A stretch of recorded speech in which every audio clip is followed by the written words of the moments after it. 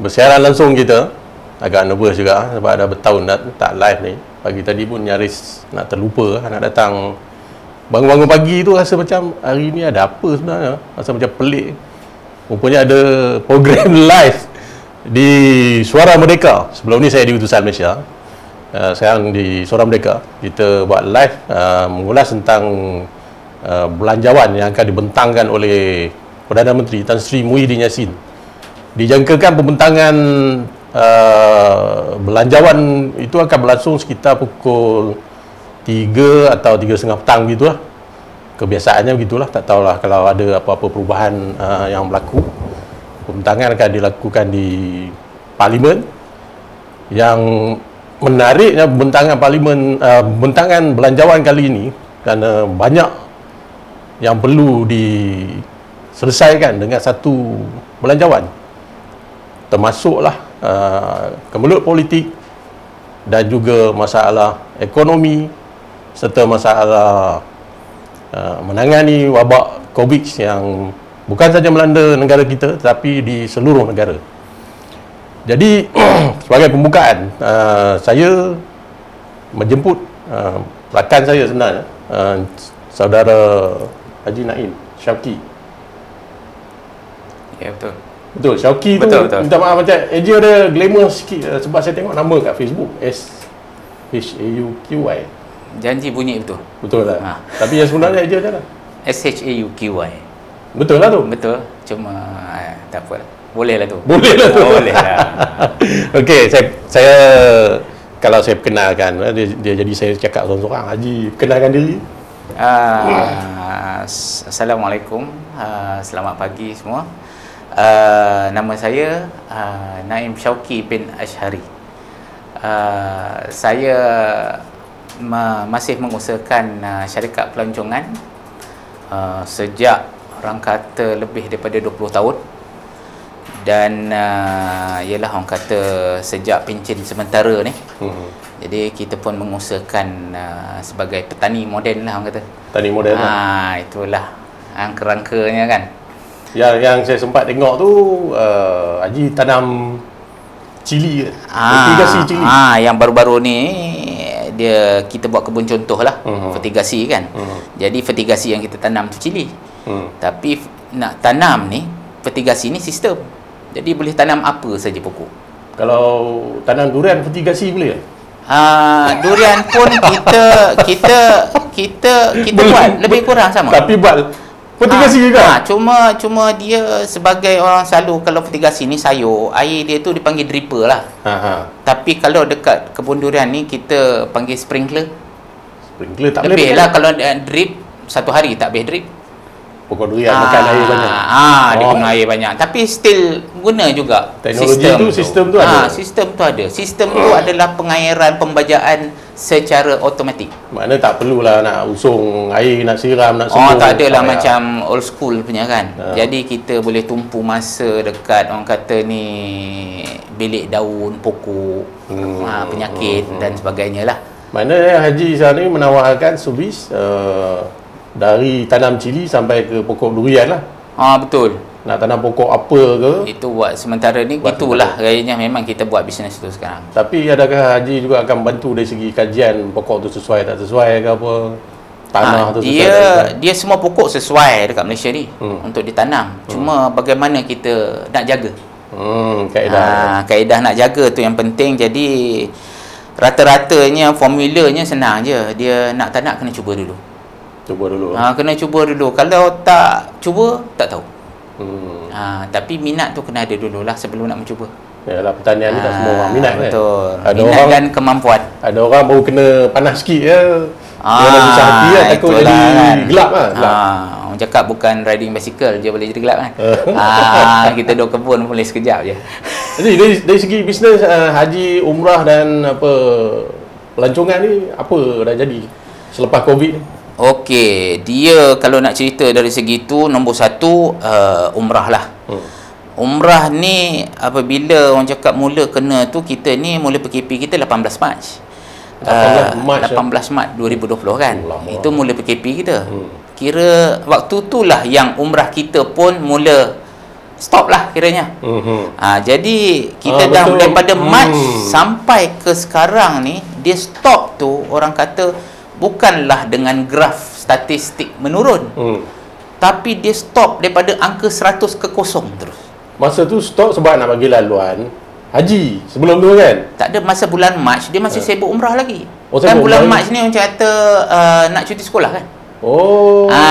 Jadi dia cuti sekolah, lepas tu kita pula nak bersedia tentang orang kata ni nak Ramadan. Ramadan bila umrah ni ramai lah nak pergi Ramadan kan. Jadi mula dengan cuti sekolah tu maknanya dah terbantut dah umrah. Ialah orang cakap peningkatan COVID tu masa tu terlalu mengejut kan. Dan kita pun tak bersedia. Jadi bila kena tu kita stop daripada, sebenarnya kita ni nak stop orang masuk kan. Jadi stop semualah yang sebaiknya. Jadi kita dah stop itu umrah. Dari segi pelancongan dalam negeri, masa tu masih lagi berjalan. Orang lagi masih sibuk berjalan. Cuti sekolah Mac dia masih berjalan lagi. Kan dia tak ada terasa impact kawasan keliling, dia berjalan lah. Dan haji memanglah tahun 2020 yang orang kata ni tak ada haji. Jadi haji pun kita sebenarnya memang mengharapkan sampai ke, orang cakap sampai ke titisan terakhir lah untuk membuat, tapi akhirnya keputusan tu tidak dibenarkan untuk menunaikan haji lah. Tapi tahun depan Arab Saudi membenarkan haji.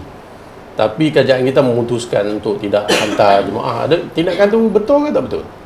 Dia umrah, yang ada bukan haji, umrah.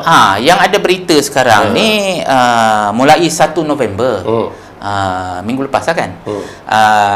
Memang Saudi telah membuka bagi mereka yang ingin membuat permohonan untuk menunaikan umrah. Tapi benda untuk menunaikan umrah ni dia daripada dua belah pihak. Seorang membenarkan itu yang nombor satu. Tapi bagaimana untuk kerajaan Malaysia melepaskan? Bagaimana risiko dia kan? Jadi nampaknya PM pun dah umum. Jadi tiada umrah buat masa ni. Yalah kita pun dah wartakan kan sampai ke 31 Disember 2020 tidak dibenarkan rakyat Malaysia untuk keluar negara. Jadi sehingga 31 Disember 2020 semua yang berminat untuk menunaikan umrah ni kena bersabarlah. Dengan diorang pun sebenarnya kena tahu bila dia nak keluar negara ni apa risiko-risiko, syarat-syarat, banyak yang orang tak tahu ni apa yang kena kan. Okey. Makna syarikat Tuan Haji, travel haji dan umrah ni dah 10 bulan jugalah tak beroperasi. Kira ikutkan daripada bulan 3. Macam mana bisnes sekarang? Buat masa ni kita sebenarnya kita masih sustain lagi daripada bulan 3 tu sampai ke bulan 9. Kita masih sustain. Tapi orang kata kalau staff datang tu duduk santai lah. Yalah tak ada apa nak buat. Kan. Cumanya mulai bulan 10 kita pun terpaksa juga orang kata memberi cuti kepada kaki tangan yang dekat syarikat ni, sehinggalah orang kata keadaan yang agak pulih untuk kita meneruskan balik dan kita akan panggil balik. Jangkaan bila? Sebenarnya masa 2 bulan lepas saya dah membuat satu jangkaan yang umrah ni paling awal pun dijangka akan bermula bulan Mac tahun depan. 2021. Sebab yang call, yang message ramai sangat. Bila nak umrah ada ke package.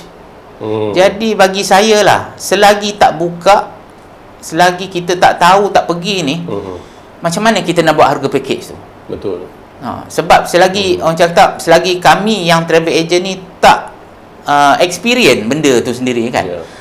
Kali selalunya saya jawab, tunggulah bila nampak saya yang terbang, maknanya dah dekat lah tu nak pergi umrah. Kan? Orang cakap yang jadi orang kata apa, mangsa pergi dulu travel agent lah. Jadi apa, untuk test ground. Macam tu lah. Balik selamat kita kena cuba macam mana keadaan. Dia akan tanya sebab satu-satunya faktor yang cakap yang paling major lah bila kita tanya kawan-kawan, pelanggan-pelanggan yang sedia ada ni tentang umrah, apa yang diorang concern kan? Diorang concern sebenarnya apa? Yang balik kena 14 hari tu.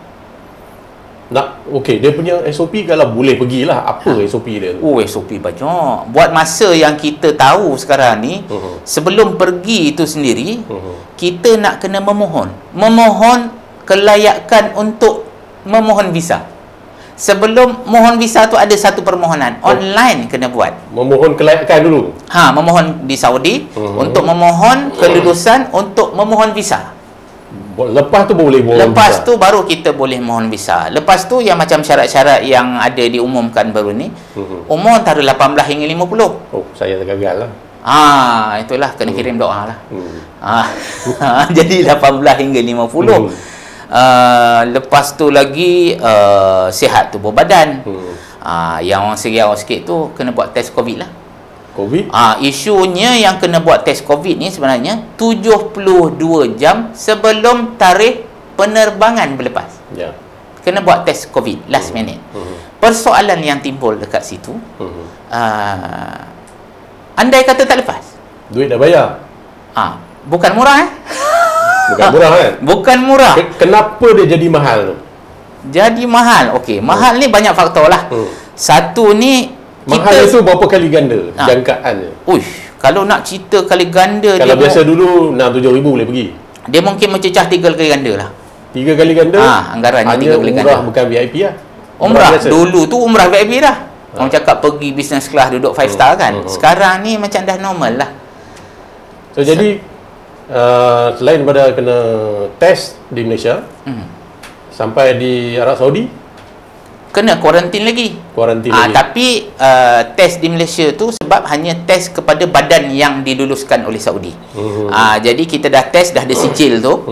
Sijil tu yang kita nak bawa cek di sana, kena kuarantin 3 hari lagi. Semua kuarantin kita kena tanggung. Yang kos jadi 3 kali ganda tu kenapa?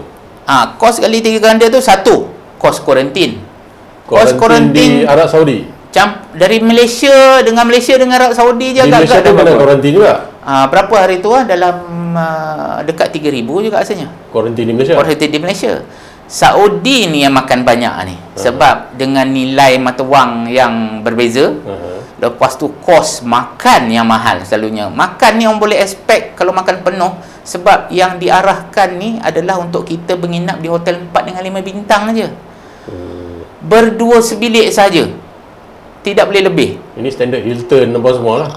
Itulah 4 dengan 5 bintang ni makan satu hari, satu kepala dah RM300. Sehari. Anggaran lah secara purata. Sehari RM300. Kalau 3 hari dah RM900. Belum seorang. Belum bilik. Jadi harga tiket yang kita tak tahu. 2 minggu. Kuarantin kat Malaysia lepas balik. Kat sana 3 hari. 3 hari. 3 hari tu katalah 1,000 dah 3,000. Untuk kuarantin saja. Yalah. Jadi orang cakap kongsi dorang lah kan. Berdua sebilik. Soal 500 lah. Lepas tu dari segi kuarantin aja dah 17 hari kan. Pergi umrah 9 hari. Jadi macam orang kata sekarang macam tak balance lah. Kan. Pergi umrah 9 hari ataupun 7 hari. Kuarantin 17 hari. 17 hari. Kan. Itu jadi banyak faktor-faktor lah. Cukai VAT Saudi naik 200%, daripada 5% sekarang 15%. Itu saja. VAT maknanya apa saja yang akhir tu campur cukai kan. Jadi bas 40 hanya 20 saja boleh naik sekarang. Hotel lagi duduk 2 orang, hotel 4 dengan 5 bintang, makan lagi dengan hotel. Mutawib sekarang diuruskan hanya oleh muassasah sahaja. Jadi untuk cari mutawib muassasah yang boleh berbahasa Malaysia ni memang cukup rare lah orang kata kan. Jadi bersedialah untuk cakap Inggeris macam mana pelancong lah. Jadi macam mana movement kat sana, itulah. Jadi travel agent ni kena pergi dulu. Lepas tu baru boleh plan. Baru boleh nak cerita. Sebab kita ni bila datang ke travel agent, dia akan tanya, dia minta kita cerita ni macam perjalanan satu persatu. Ada yang dikabarkan kepada saya, kita boleh macam mengerjakan umrah, pergi yang kata apa 9-10 hari kan. Umrah hanya dibenarkan sekali je. Pada tarikh dan masa yang mereka tentukan, bukan kita yang pilih. Jadi bayang kalau ada satu grup 40 orang, jadi dia tentukan tarikh dan masa tu sendiri. Muassasah jadi tentukan, kita kena follow. Dan ada had masa. Had masa 3 jam. Tak boleh lah orang kata terhege-hege. Tak boleh lah. Tak boleh lah. 3 jam kena lengkap. Tak boleh lah. Tidur kat Masjidil Haram semua. Masuk solat, okey. Tapi untuk umrah ni, jadi macam mana dia kontrol masuk solat tu, ada juga dengannya macam wristband, smart card. Jadi semua benda-benda yang baru ni adalah kos lah bagi kita kan, yang kita anggarkan. Sehinggalah kalau ada vaksin lah. Itulah vaksin ni orang kena cuba dulu kan. Tak boleh test kat tikus ya. Jadi kita kena cuba dululah kan, macam mana hidup tak hidup semua. Jadi apa, travel agent tu yang test dulu kot. Alamak. Tu yang seriau. Sekarang ni haji daripada bisnes travel agent, haji umrah dah bertukar menjadi petani moden lah sekarang ni. Cakap petani nak cakap moden pun tak tahulah. Ala-ala gitulah. Sebab ada pakai teknologi apa semua tu kira moden lah. InsyaAllah lah. Sebagai orang yang terlibat dalam bisnes, kemudian pertanian pun perniagaan juga, satu bisnes juga. Betul. Jadi apa harapan Haji untuk bajet kali ini? Bajet ni kalau nak cerita lah, kita cerita dua benda lah. Satu pelancongan, satu pertanian. Jadi dari segi pelancongan ni, sebenarnya pelancongan ni daripada 100 pergi ke kosong ni secara mendadak. Dan semua industri ini orang kata tidak bersedia langsung lah. Bukan setakat pelancongan, semua dari segi ekonomi lah, industri dan ekonomi ni tak bersedia langsung. Jadi seolah-olah selepas ni, industri ni seolah-olah ada satu industri baru yang baru nak berkembang, sebab pelancongan ni betul-betul kosong. Macam sekarang lah dikatakan, rata-ratanya syarikat pelancongan ni, bila ada perjalanan pelancongan keluar negara, baru dikatakan satu income yang major. Kalau setakat pelancongan dalam negara, orang cakap biasa-biasalah untuk maintenance, untuk macam mana untuk support ekonomi kita sendiri. Tapi untuk pelancongan luar negara, umrah haji ni adalah satu major income bagi travel agent. Jadi selagi tidak dibenarkan kita untuk keluar negara, jadi memang susah. Jadi bagaimana kerajaan dapat support kita dari segi tu? Kalau kita nak cerita bab duit ni, semua orang nak duit. Semua orang nak minta grant.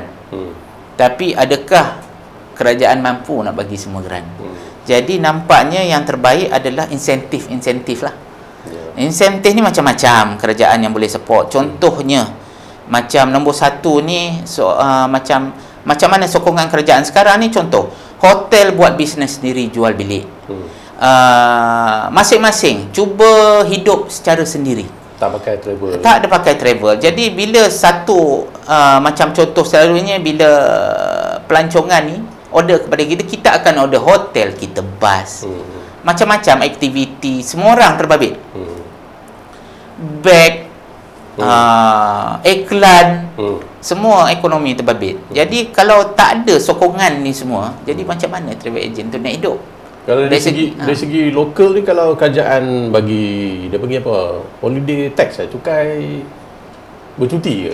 Cukai lah, holiday kalau tax dia, lah. dia waive kan cukai tu, ataupun dia mansuhkan, ataupun tangguh dulu, ataupun tak kenakan cukai tu, itu adakah membantu pelancongan domestik ni? Jadi orang pergi melancong, kalau ambil bilik tak kena cukai, beli barang tak kena cukai. Dia sekarang ni apa saja yang dapat mengurangkan kos tu amat dialu-alukan lah. Kan? Apa saja support, tak kira.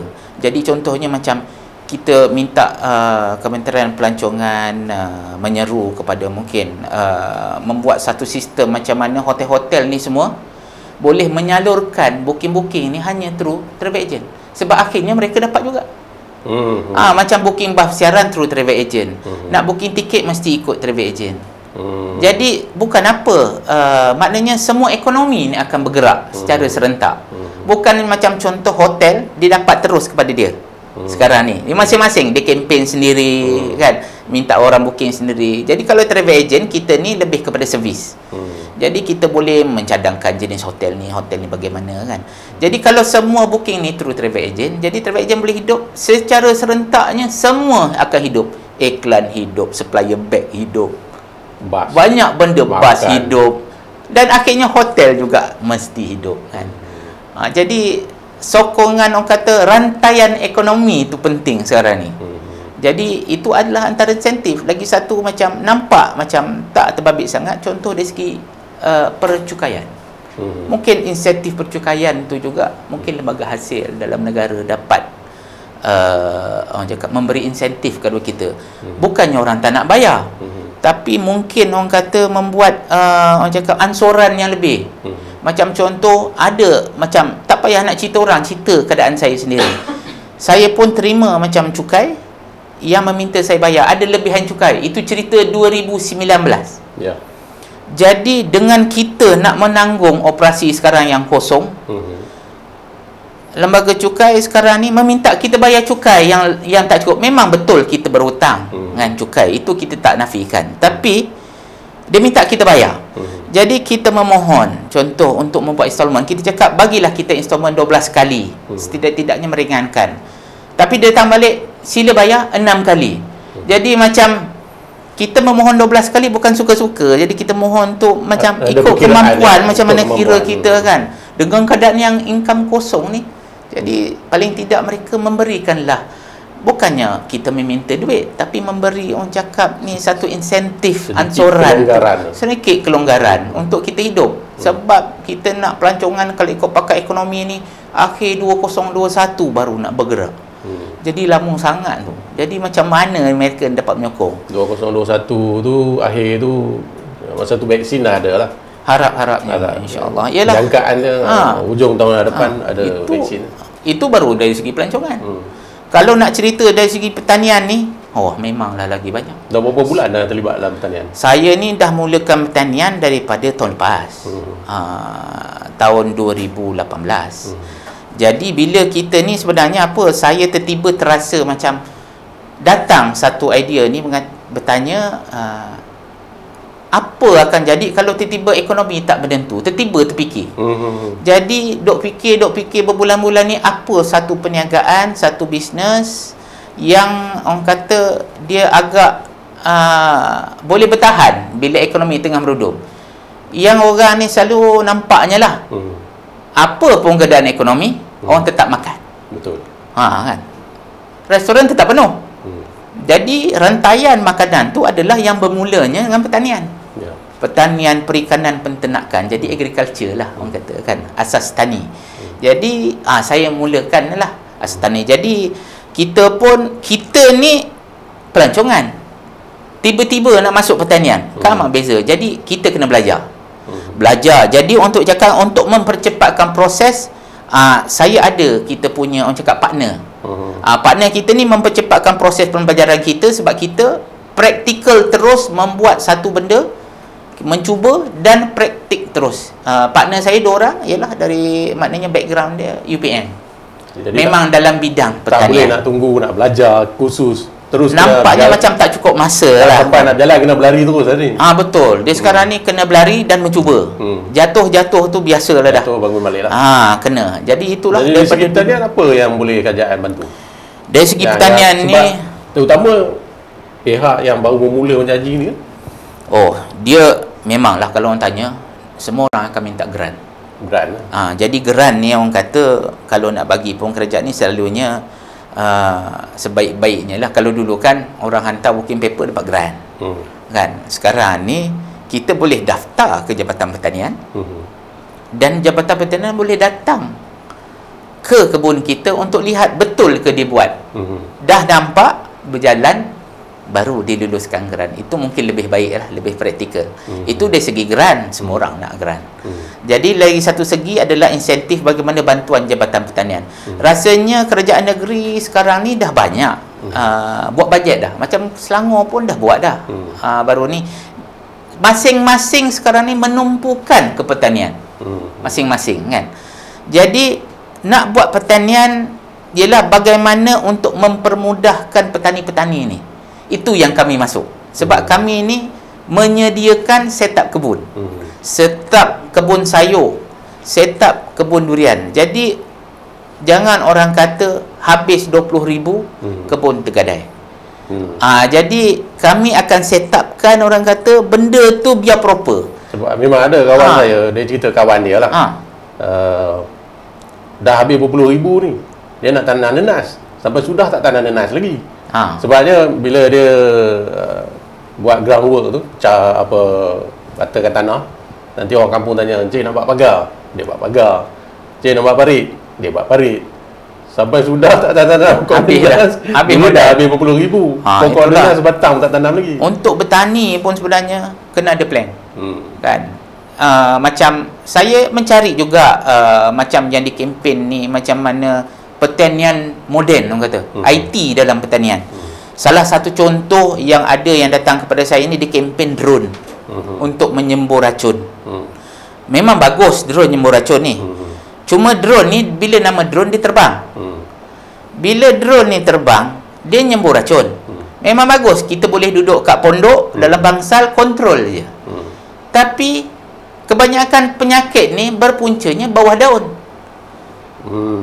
Kan? Jadi bawah daun, dekat pangkal, drone ni sembuh atas daun. Jadi isu-isu yang macam tu ada juga yang saya dengar, kita guna mesin yang boleh remote juga, tapi dia boleh sembuh 3 arah. Itu mungkin nampak lebih bagus lah. Tapi bila ada mesin yang baru, harganya yang kita tak boleh tahan lah. Bagaimana mungkin, ialah kadang tu kita nak hala tuju insentif. Sebenarnya insentif tanian ni banyak saya dengar lah. Cumanya kita sebagai petani ada lagi dapat insentif? Belum lagi. Mungkin sebenarnya kalau tanya saya sendirilah, saya ni consider baru lah. Jadi cumanya apa, kita ni nak apply, list tu kita tak tahu apa sebenarnya insentif yang ada. Orang lama mungkin tahulah. Ya, betul. Tapi macam mana, mungkin dia boleh satu guideline yang mengatakan ni senarai insentif. Jadi macam mana nak memohon, bagaimana caranya, kelayakan. Tapi at least kita boleh proof, kita buat dulu sebelum memohon kan. Isu pertanian ni selalunya yang paling major, air dan api. Itu orang kecap datang TNB dengan ni kan. Macam contoh, kami pun ada buat satu kebun durian. Sampai sekarang api dengan air tak ada. Jadi bila api air tak ada ni, memang problem besar. Kabel tiang pun semua dah ada kawasan tu. Depan kebun, depan tanah, ada tiang elektrik.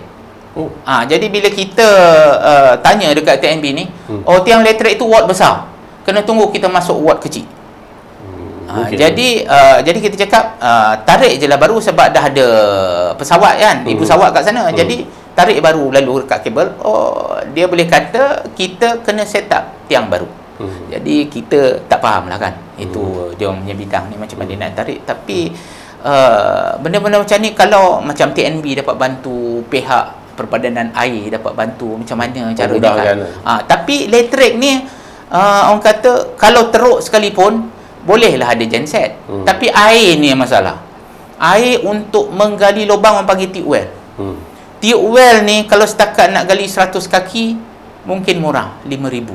Bila dia pergi 200 kaki, dia dah jadi 20 ke 30,000. Jadi kalau ada geran sikit ataupun Kementerian Pertanian, Jabatan Pertanian Negeri dapat membantu untuk pihak kami memohon, bagaimana mereka dapat membantulah. Orang cakap kalau bayar, dia dah ada mesin. Setahu saya ada mesin dekat setiap negeri. Cumanya bagaimana kita nak, kita pun tak clear kan. Jadi kalau dia dapat gali, kata at least daripada bayar 30,000, bayar 5,000 paling pun kurang lah juga kos. Insentif-insentif yang sebegitulah kita nak, bantuan racun, baja. Sebegitulah. Cuma nak lebih clear list dia tu tak nampak. Tak nampak lagi lah. Tak nampak list tu. Mungkin bajet ni apa, dia ada penjelasan yang lebih detail nanti, sebab dia akan dibahaskan di Parlimen. Mudah-mudahan juga kalau ada pihak yang mendengar dan mengambil perhatian lah benda-benda ni kan. Seperti pelancongan dulu pun di antara orang cakap pendapatan negara yang tinggi, yang utama. Cuma itu pelancongan. Pertanian pula sekarang ni dia masih lagi depends kat import. Betul. Jadi banyak peluang-peluang lah. Sedangkan makanan tu keselamatan negara. Betul, tapi banyak lagi import. Import banyak lagi. Jadi peluang untuk orang tempatan sekarang ni, masa ni lah sebenarnya peluang yang terbaik. Tapi harga pun tak stabil kan barang pertanian kan? Dia bila contoh, bila pasaran tempatan tu, orang cakap pengeluaran tempatan tu 30%, import 70%. Bila import tak dapat, harga tempatan naik. Contoh macam cili naik mendadak. Terlalu mendadak. Yang saya tengok tu Haji tanam cili padi je. Cili padi lah. Cili padi kalau harga jualan pukal ni berapa? Jualan pukal ni mungkin 13 ke 15 ringgit lah. Kalau di pasaran 20 lebih ya. Itulah dah cecah 20. Baru semalam saya tengok ada yang cili 27 sekilo. Punya tinggi tu. Kalau tak dulu, tak silap saya 18 je. Jadi macam nak naik RM9 je. Kalau tanam cili tu lama ke dia nak keluarkan hasil? Cili ni bergantung. Kalau cili besar ni, itu cili api. Cili api ni satu musim 8 bulan. Kalau cili besar ni satu musim 6 bulan. Jadi setahun 2 musim dapat. Tapi cili api ni lagi mudah dikendalikan rasanya bandingkan dia besar ni. Betul. Cili api ni mudah, tapi penyakit dia yang kurang mudah. Dia bila nak menanam ni isunya adalah penyakit. Bukan nak menjaga tanaman.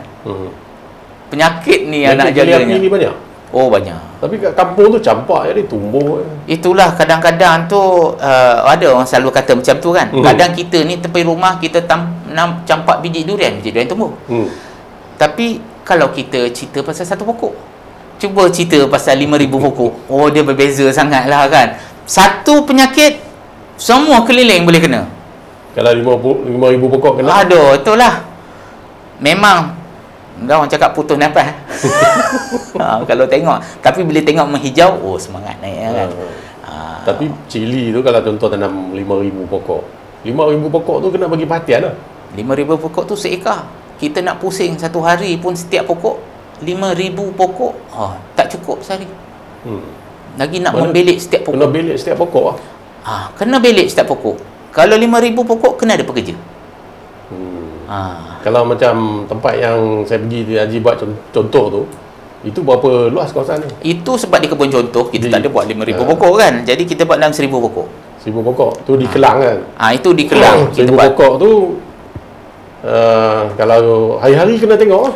Sekarang ni sebab dia 1,000, jadi kita tak upah pekerja. Saya jaga sendiri dengan partner saya. Jadi orang rumah pun terbabit lah sekali. Terpaksa lah dibabitkan kan. Jadi memang orang kata 7 pagi tu sampai 10 pagi, orang cakap 10 pagi tu dah terlentang lah. Letih kan? Sebab bila namanya cili, dia makan pinggang. Sebab parah dia tu parah lutut. Bila dah parah lutut, semua nak mencangkung duduk kan. Bersila nak menghesut.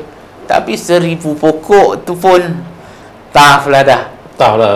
Tough lah. Kalau 5,000 lagi lah. Kalau orang kata siapa yang berminat belajar tu, saya cakap, saya welcome, betul lah, tolong belik sekali. Jadi dia boleh merasa nak berpanas lagi, berhujan lagi. Okey, 1,000 pokok tu berapa kos? 1,000 kalau katalah saya nak ambil servis company Haji apa, Budiman Valley. Yang bahagian pertanian ni Budiman Valley Agro Farm lah. Kalau kata saya nak pakai servis, saya nak tanam 1,000 pokok. 1,000 padi. Okey, untuk buat kos fertigasi ini secara purata kita akan sedang cerita RM20 lah satu beg. Satu pokok lah orang kata. Satu beg satu pokok. Sebab dia bukan setakat untuk mengisi beg pokok tanam. Dia ada sekali datang baja, racun, tangki, piping. Dia ada banyak benda lagi. Ratakan tanah. Sekali dengan 20 tu siap. Daripada bagi tanah, kita siap sampai dah tanam. Mana 1,000 pokok RM20. 1,000 pokok RM20. Kena start ada modal RM20 untuk 1,000 pokok. Kecuali kalau pandai buat sendiri lah. Selalunya kita ada buat dekat rumah-rumah juga. Sekarang ni ramai yang nak buat kat rumah. 20 pokok. Ada yang terakhir kita buat 300 pokok. 300 pokok? Dekat belakang rumah. Dia sebenarnya bila buat besar ni, persoalan dia dekat mana kita nak tolak. Dia ada pusat pengumpul, pusat peladang. Tapi kalau katakan 300, dia sebenarnya dia menjadi lebih mudah. Sebenarnya nak tolak tu, cari restoran dengan kedai runcit. Katalah dia ambil daripada pusat pengumpul tu RM20. Mungkin kita tawar RM15. Dia ambil. Tapi kalau 8 bulan lah baru boleh petik hasil tu. Tak ada, dia tanam 2 bulan. Bulan ketiga memang petik hasil selama 6 bulan. Selama 6 bulan. Beliklah setiap hari. Bayang tu kalau satu pokok tu dapat 1,5 kilo. Jadi 1,000 pokok 1.5 tan. Cili tu ringan je. 1.5 tan berapa banyak? 1.5 tan bagi dengan 8 bulan. Satu hari 6 kilo. 6 kilo tu kalau nak timbang cili tu banyak sangat. Jadi kalau setiap hari bila namanya memetik, dia kena pergi setiap pokok. Macam memilik kan. So, kalau kita tanam tu dia ambil masa berapa lama untuk cover cost dan dapat keuntungan balik? Selalunya kita target setahun setengah. Setahun setengah. Satu musim setengah. Satu musim setengah, mana musim pertama tu? Senang cerita 2 musim lah. 2 musim lah. Musim pertama tu lah. Belum dapat cover cost. Tak dapat lagi. Mana kalau bawa keluar 20,000 tu? Tapi orang cakap dapatlah juga pulangan untuk kita tanaman semula. Sebab tanaman semula setup dah tak ada. Hanya beli anak benih, gembur tanah, tanam semula. Itu je. So dia jimat banyak lah. Jimat banyak dah. Musim pertama tu just untuk dapat kos operasi je lah. Dan betul. Tanam semula. Sebab tanam semula satu pokok baru RM1. Kan? Jadi kita pindahkan dalam polybag je. So, musim kedua tu baru dah dapat cover cost dan untung. Betul. Itu cerita short term lah. Short term lah. Kalau vertigasi ni memang short term. Short term lah. Sebab vertigasi cili ni memang kita target. Vertigasi cili macam-macam. Ada yang tanam rock melon. Rock melon setahun 4 musim. Setahun 4 musim? Lagi banyak kali. Tapi mungkin income dia kurang sikit. Kenapa? Dia macam satu musim mungkin boleh dapat hasil tu sekali tolak 5,000 pokok. Kalau dalam 5,000 pokok mungkin dapat 40,000 setiap musim. Jadi kalau setahun baru 160,000. Pelaburan baru 200,000. Jadi nak kena banyak lah. Itu dah makan tahun lah. Orang melon pelaburannya pelaburan lebih sikit lah. Sebab dia greenhouse. Greenhouse ni dia jadi mahal tu. Kecuali berani nak tanam tanpa greenhouse. Dah banyak save cost lah. Tapi kualiti dia tak capai lah kalau tak ada greenhouse ni. Bila ada greenhouse ni, orang cakap selamatlah dah 70% daripada serangga ni. Sebab dah selimut. Kita dah selimut buah tu nanti dia suntik, daun dia makan. Tapi ramai juga sekarang ni yang go for long term. Durian. Itu yang kita tengah membuatkan kebun durian. Durian tu pula kalau orang nak buat kebun minimum berapa ekar? Kalau nak pencen, ada modal. Dia bila cakap modal ni, durian ni dia modal bertahan. Sebab nak bertahan apa? Dia berbuah 5 tahun. Kecuali tanam pokok yang besar. Pokok yang dah orang cakap ada juga yang saya sekarang ni ada perubahan sikit lah. Macam dekat kampung ni, dia datang tiba-tiba dia approach kita, dia cakap saya nak minta tanam, tapi nak tanam ni 2-3 pokok dekat rumah. Kita ingat nak buat sayur ke apa. Kita nak tanam durian. Jadi cakap dia punya satu je dia minta. Saya nak cepat berbuah. Jadi saya supply pokok pun 15 kaki. Maksudnya kalau cepat buah, target 2-3 tahun 15 kaki. 15 kaki, tanam-tanam dah 15 kaki. Tak boleh buat macam kadang-kadang kita tengok dekat orang tanam pokok-pokok tepi jalan tu.